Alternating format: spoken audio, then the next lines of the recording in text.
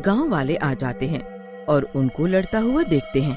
इस बात पर नाराज होकर गांव वालों ने उन दोनों को गांव से बाहर रहने को बोल देते हैं। लेकिन नंदू और संजना वहाँ भी अपनी हरकतों से बाज नहीं आते। एक रात नंदू और संजना लड़ रहे होते हैं। जब से ये मनहूस आदमी मेरी जिंदगी में आया है, मेरे तो मजे ही खत्म हो गए हैं। मैं पहले कितने मजे किया करती थी, हाय रे फूटी किस्मत।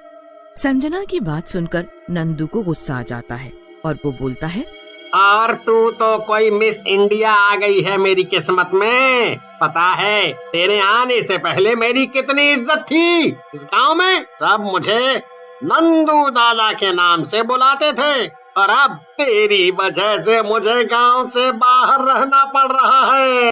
नंदू और संजना की बातें उन दोनों के घर की छत पर बैठी चुड़ैलें भी सुन रही होती हैं, जिनका नाम काली और गोरी चुड़ैल होता है। काली चुड़ैल गोरी चुड़ैल से कहती है, अरे ये दोनों पति पत्नी जब से यहाँ आए हैं लड़ लड़ के कितना शोर मचा रखा है। मुझे तो बहुत गुस्सा आ रहा है इन पर। किसी दिन कोई मर न जाए मेरे हाथों से। काली चुड़ैल की बात सुनकर गोरी चुड़ैल हंसने लगती है और बोलती है, भूल गए अपने वो दिन जब तू अपने पति के साथ लड़ा करती थी।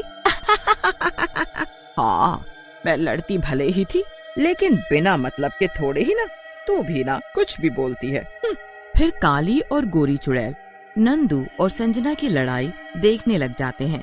नंदू संजना से चिढ़कर बोलता है, चल संजना, अब मेरा भेजा मत खा, कहीं मुझसे कुछ गलत बात ना हो जाए। तू तो चुप होगी नहीं, मैं ही यहाँ से चला जाता हूँ। तुम्हारा भेजा? अगर मैं चुड़ैल होती ना तो तुम्हारा भेजा जरूर खा जाती, ताकि जो तुम मेरे लिए प्लान बनाते रहते हो वो प्लान बनाना तो बंद हो जाता। और फिर ऐसा कहकर नंदू वहाँ से चला जाता है। लेकिन ऊपर में बैठी दोनों चुड़ैलें सोच में पड़ जाती हैं। अरे ये औरत क्या कह रही थी कि भेजा खा जाती? लगता है भेजा बहुत ही स्वादिष्ट चीज होती है। तूने कभी खाया है भेजा किसी का? काली चुड़ैल की बात सुनकर गोरी चुड़ैल कहती है, नहीं नहीं काली बहन, मैंने तो कभी ये शब्द ही नहीं सुना, लेकिन लगता है कोई अच्छी चीज ही है। तभी उन्हें नंदू दिखता है और वो दोनों नंदू के सामने चली जाती हैं।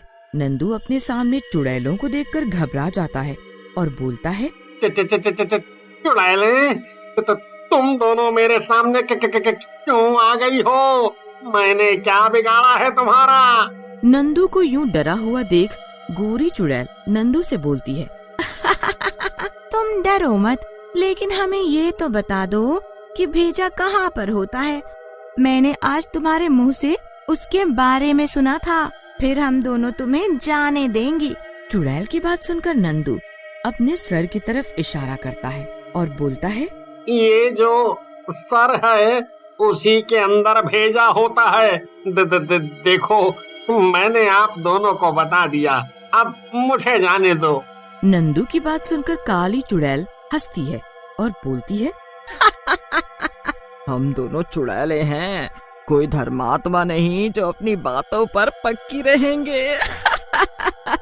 ऐसा कहकर काली चुड़ैल और गोरी चुड़ैल मिलकर नंदू को मार डालती हैं और उसका भेजा निकालकर खाने लगती हैं। सचमुच ये इंसानी भेजा तो बहुत ही स्वादिष्ट है। खाकर मजा ही आ गया।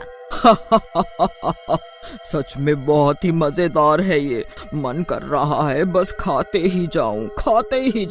फिर काली और गोरी चुड़ैल नंदू का भेजा खाकर नंदू की लाश को वहीं फेंक कर चली जाती हैं।